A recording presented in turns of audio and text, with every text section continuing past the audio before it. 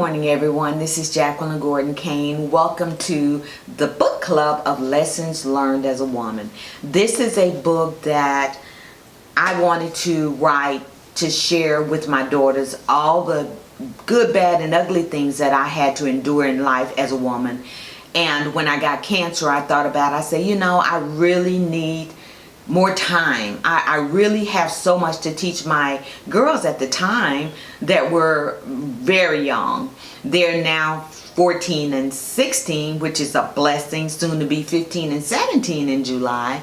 I wanted to write down some things I wanted to share with them. My oldest daughter, Kia, which is in her 30s now, got a chance to learn some of the hard things that I had to go through, and I told her, don't do what mommy did. I would always start the conversation off that way because I didn't want to be judgmental to whatever my girls are going through. Like, I never been through anything. And let me tell you something, women, when you're trying to raise your daughters, stop hitting them over the head about things that they're doing wrong and give them some examples of some of the stuff you did wrong so that you're able to share with them in love and kindness, not reprimanding them for something that you know you did too, or probably something a little bit worse. What you do is you start off, let me tell you what I did wrong and how bad it was and what the consequences were because I did that. Don't bash your girls because of things that they're doing wrong, because that helps them to build up this thing called life. So getting back to the book. So I'm going to start reading chapter 1, and each week I'm going to break down a different chapter. Like I said before, you go to the website jacquelinekane.org, click on the book club tab. On there, you're going to be able to sign up for the book club, which is free of charge. You're going to be able to be alerted when we have the book video are ready for that particular chapter. My thing is, I would love for you to go ahead and purchase the book on Amazon, and there's a link for it there too. And not only can you purchase the book, but I'm going to send you a PDF copy of a breakdown of every chapter in like a workbook style setting so that you're able to work along with me as we break this down, because the Word of God said we're responsible for each other. We need to train and lift each other up and make sure we're good to go in every way. If you see your sister down, it's your duty in kind and loveness, not judgmental. Share and bring them back to where they should be in love and sharing your experiences. And that's what we're going to be doing in the book club. So let's break this chapter 1 down just a little bit. Again, you need the copy of the book. It's not necessary to have it to be part of the book club because that's free. But you are going to want to have it so you can mark down what we talk about and how we go through different things in the chapter. Chapter 1 is about purpose. This took me a while to understand. And I talk about how I didn't get it until my late 30s, that if you're in a place that's not meant for you to be, you will spend a lot of wasted years trying to figure it out. And I did not want to do that. And I wanted to talk with my girls about their purpose. So in chapter 1, we said, basically that each of us has been given a purpose, but most of us take a lifetime to figure it out. Me. As a woman, it is very important to know why you were born and what God had designed for you to become. Knowing your purpose will help you to bypass some of the hardships and delays in receiving your promises. This will keep you from getting and going through job to job, relationship to relationship. It will help you to build up your purpose and live a fulfilled life. And then we talk about in the book how God created each one of us to do a specific thing. And let me give you, for instance, my girls. I have 3 now. My dear Melanie died. You guys know the story. During the time I was battling breast cancer at the time, same time she died. So my 3 daughters I have that God has blessed me with, and they're beautiful children. My mother couldn't ask for a better group of girls, and my girls that I mentor are my nieces who I love, and they're all doing so well. I am reminded how when you're young, if you have someone in your life to help you focus on your gifts, you take the shortcut in life because you're able to grow in it. Whether it is, I want to be a comedian. It's hard, you struggle, but if you have someone in your life saying, hon, I am going to have your back, go ahead on and practice your craft and make it happen, you can do it and be successful at it. And then I'm reminded of my 3 girls. Kristen, my 14-year-old, is the editor of all the videos that we do. Amazing, right? Yeah. It's her gift. I saw that being her gift the first time I watched her pick up a camera to take pictures, and how she was detailed in seeing exactly what she wanted to capture in that picture, whether it was in an awkward position or whether I'm looking at her, she's taking pictures of something on the ground and I'm like, well, what is that? What are you doing? And she's showing me later how she took a picture of maybe the asphalt and the bumps and how that looks with the background. You get it. And then we have my oldest daughter, Kia. She's a organizer. I mean, the girl can put something together and organize it so well. You're looking at her, you're like, really? How in the world do you have that gift? Perfect. And then my middle daughter, Christiana, she's becoming a nurse. And she's so loving and compassionate and has always wondered about the human body. And when she was little, she used to, you know, when you were in grade school, you would cut out pictures of what you want to be. She would always cut out pictures of being a nurse. And I noticed that. So when she got to high school and she still talked about it, there were several people in her school that tried to talk her out of doing this thing because she was so young. But my husband and I were like, okay, so you got to go to summer school, take some extra classes early, get them out of the way so you can go to the nursing program in the local technology school in our neighborhood. And we were like, okay, we'll do it. So not only did she do it, but she got her EMR, which stands for Emergency Medical Respondent National Certificate at the age of 16. That means that if they would allow her to get on an ambulance to work, she could do it today because she actually had that. So I'm going down the line talking about this because I want you to understand you have a gift. Your gift is very important. So if you don't have someone in your life that can help you grow your gift, it's not too late for you to do it on your own with the help of God, because He knows why you were birthed. So it's critical that you understand you are going to have to do what you got to do. Ladies, your children, you see their gifts, start planting seed and fertilizing that gift in their life so that they can eliminate some of the things that they're going to have to go through in life because of not having the right focus and the right direction to walk in the gift. So that's just a blurb of moms and co-girls, all of us talking with each other, trying to make sure we encourage those who have a gift around us. So going back to the book, it talks about, I talk about how I found my gift. And I found my gift in my 6th grade class, and it was so amazing because we had to do a presentation of something. And I remember standing up there, and it was unbelievable. I can smell the chalk on the board. How I got up in front of the class to talk about whatever project we had at the time, and I felt so comfortable. And that's unusual for a 6th grader. I felt so comfortable, and I thought in my mind, I can do this again. This will be great.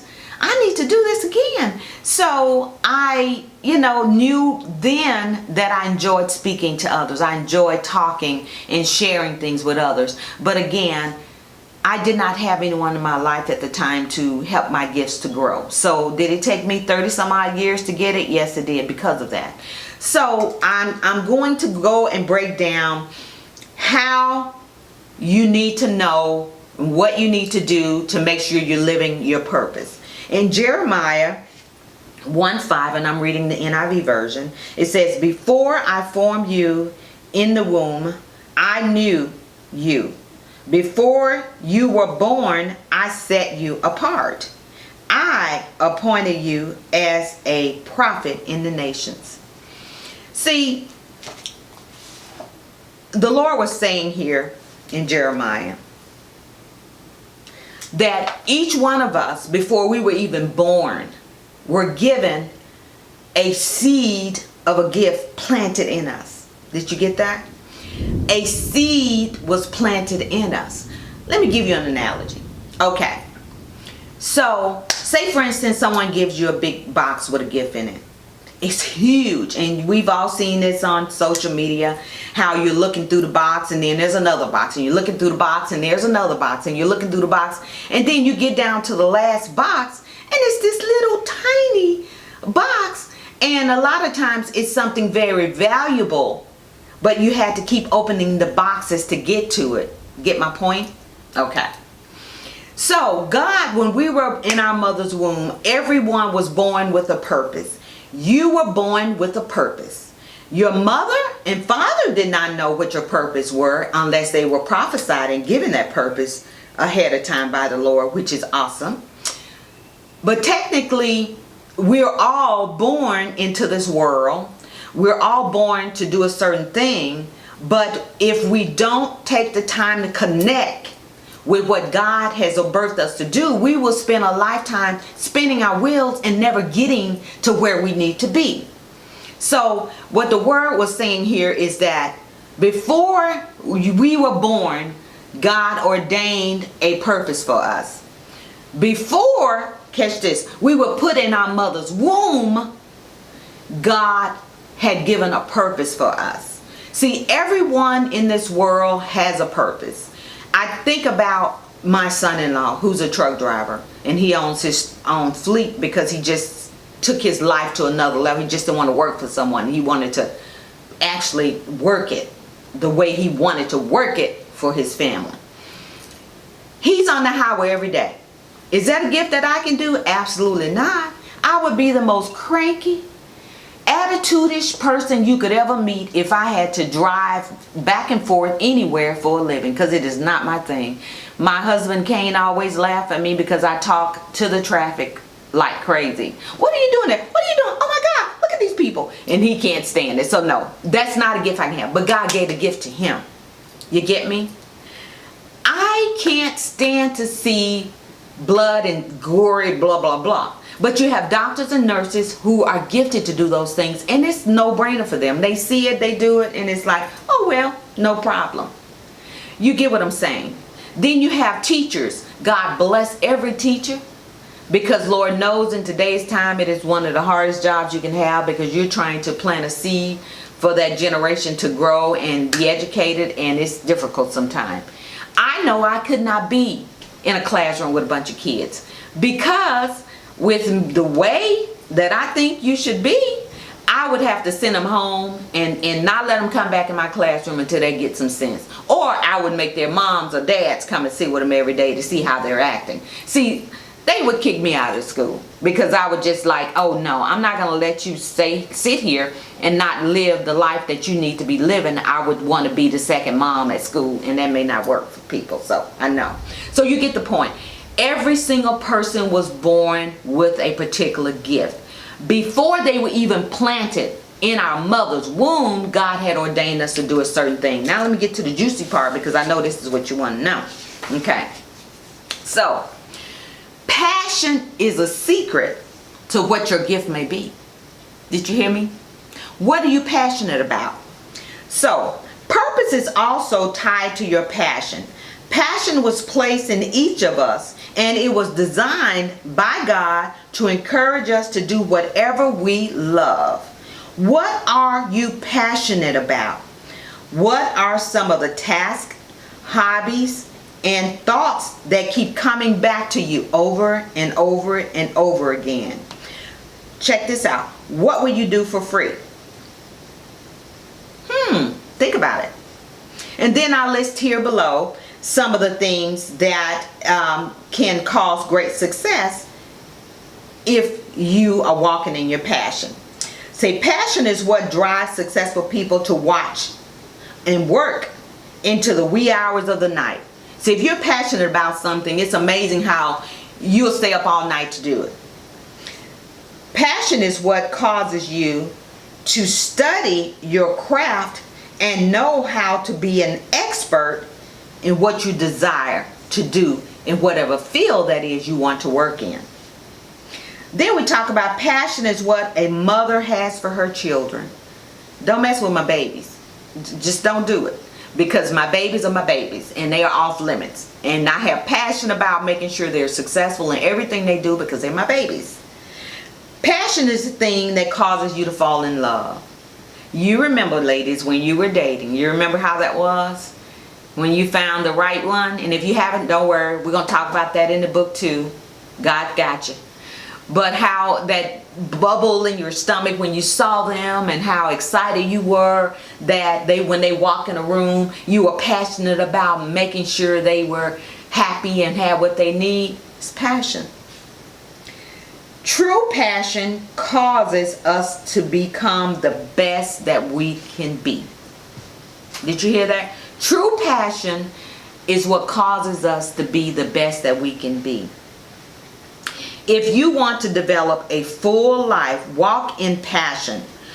Don't let your life continue to be lukewarm, meaning don't keep bouncing around. Don't get close to your promise and decide to hop out of the water because something distracts you over here. No, you got to stay focused. You got to stay focused, and you got to stay in what is good for you, not bounce around. Make a dry effort, meaning move everything aside, start anew. Move everything aside and start anew on trying to come up with what God has for you. Live your passion, live your passion, and your purpose will follow. I'm going to say that slowly because this is something we forget. If you live your passion, secret, your purpose will follow. If you live your passion, your purpose will follow. Then in this part, which is also workbook 2, I made sure we added that, because I'm a visual person and I like to write down what I'm learning, and I like to mull over it later and be able to understand and put it in my heart so I retain it longer and start putting it into practice. And how you do that is you start writing it down. So I put here, write down things that you enjoy doing, and I got 1 from 10. Write down things you enjoy doing. If you can write down the things that you enjoy doing, then you will be able to say, let me keep opening these boxes that I've been given and find that nugget, the super prize, the most valuable gift that I can find in this life is finding out why God birthed you, so that you can walk in your divine purpose and serve the purpose He wants you to serve to make your life easier. And then I tell you here, now put these things in order, from 1 being the most liked to 10 being the least liked. So now what you're going to do is take everything you enjoy doing, you're going to write them from 1 to 10, and then you're going to go on the flip side, and this is your homework, you're going to label them from 1 being the thing I love the most doing and 10 being the least. And once you start looking at those things, it'll start revealing to you, so let me see what God is telling me. I'm making my list, and I'm laying it down here, and I'm gonna study it to see if I can pick up what my gifts are, what God has given me. Do not be surprised if you have more than 1 gift. It's critical to know that too. My husband said I have the gift of gab, and it's funny because I can't talk you under the bridge and back, because I love to talk and I love to conversate because I love people. I know I have a gift to organize because I like things in order. I love it. I know I have a gift to encourage others because I understand if someone is not there to lift you up and encourage you, you could go in the wrong direction and it could be life altering. I know God has given me that. I have a gift for prophecy. God has given me the ability to see what's going on, to read folk, and also to be able to interpret what the Lord is saying to you if you have a dream. I know this. I have a gift to be a mom.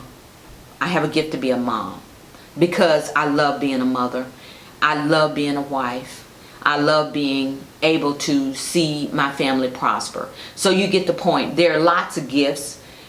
You may be better at one than the other, which is the main gift that God birthed you to do. But you do get supplemental gifts, and that's what I call them, because you're able to prosper in those. And learning, putting them in order from 1 to 10, 1 being the thing you love most, 10 being the least, you'll start getting an idea of where you are. And I'm not going to read the whole book because I want you to be able to get your copy and go down it. But I'm going to read here where I talk. This is kind of a little note that I wrote to all of my girls, my girlfriends, my daughters, my nieces, all my ladies that I mentor. It's my final thought and note on purpose. I do believe that you can have more than one gift, and we talked about that. Then I said, walking in your purpose daily will open up important doors and place peace in your heart. When you find out those 10 things that, you're trying to figure out where you are, what God has for you, if you start walking in them, you immediately start living in peace. Finally, be faithful in walking in your purpose daily. If your purpose is to pray for others, start doing it every day, even if they don't know you're praying for them. If your purpose is to be a nurse, start studying and make it happen. As you stay faithful, you will become a full-time purpose walker. If you stay faithful, you will become a full-time purpose walker.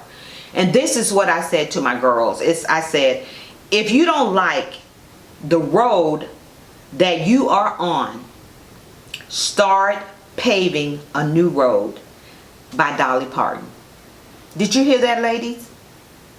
If you don't like the road that you are on, start paving a new road. You can do that. You're not obligated to stay in one place if you're unhappy. Stop settling for less. Start walking in your purpose, and God will bring the work to you that you need to be doing to live a fulfilled life. And I said, it is all up to you. Live your passion, dream, and purpose. God holds the key.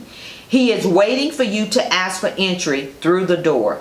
In Psalms 37:4-5, delight yourself also in the Lord, and He will give you the desires of your heart. Commit your ways to the Lord. Trust also in Him, and He shall bring it to pass. See, when you kind of eliminate some of the stuff you're doing that's not your purpose or brings you joy or is God-filled, once you start doing that, you narrow it down, then you take that paper and you lay it before the Lord. And you say, God, help me to find out what your plan is for my life. I've labeled the things that I'm passionate about. I'm wanting to see, Lord, what is it that I'm opening all these boxes, and now I'm getting down to the smallest box so that I can see what you have for me, Lord. You said that if we put our plans before you, and we trust that you're going to make this thing happen for us, it shall happen. So you, as women of God, you need to know that everything is ordained by God. Nothing just happens. And I've been through some hard things in my life. And the reason why I was able to walk through them, because I know nothing just happens. Everything that was going to happen to me was ordained before I was even born. So what do I do with that? I say, Lord, okay, time out, time out, time out, time out. I need a break. You need to show me what I need to be doing, how I need to be walking in with you, so that I can eliminate some of this hard stuff out of my life. And when you do that, God is able to walk through things with you, show you things. You need to move out of here. You need to put that away. You need to remove these people. You need to take up and study this. You need to go to bed more often and go to bed on time and go to bed often and rest. I mean, He'll give you the whole plan of what you need to be doing to move forward in your purpose. But my dear girls, I wish that whatever you do is that you take a chance on yourself. Do what is necessary to become what you need to become, because God is looking forward to you doing a great thing. He's looking forward to it. There are people who need you, but you're dormant. Your gifts are dormant. You're not walking in them. People need you. So take the time and stop being miserable and going from job to job, situation to situation, relationships to relationships, trying to fill a void that only God can fill. And that void can only be filled by you walking in your purpose. Don't leave this earth and not walk in what God ordained for you to walk in, because it would be a shame to bury your gifts. You need to let them fly. You need to be adamant about living your life to the fullest.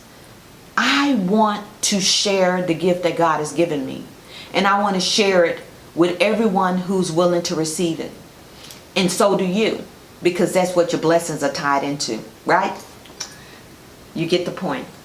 Well, this is Jacqueline Gordon Kane. That is chapter 1 of our book here, Lessons Learned as a Woman. Go sign up for the book club, because you're going to get all of this sent to you. And again, it's free of charge. There's no charge to be a part of book club. The videos will be sent to you free of charge. My desire is that you get a copy of the book so you can mark it up and go down with me row from row, line from line, so that we can talk about this. I'm so excited to have you. Thank you so much for letting me speak to you today. And every time that you guys click on a video and hear what I gotta say, thank you so much. I'm so humbled by your love. And I'm looking forward to seeing you one day soon in one of the conferences that God put on my heart to have. So share this video again. If I get so many people sharing, I'm going to draft and pull out 5 people that I'm going to send a free copy of this book to sign with all the stuff that I said I'm going to do, so you don't even have to worry about going and buying the book. So share on your Facebook page, share on your Twitter, whatever, share on your Instagram pages, so that I can pick 5 people. And I'm probably going to do that once a month, pick 5 people that I want to share all this free stuff with, that God has laid on my heart to give. I love you, and I'm so looking forward to seeing you next week with chapter 2. God bless you. Have a good day. Bye-bye.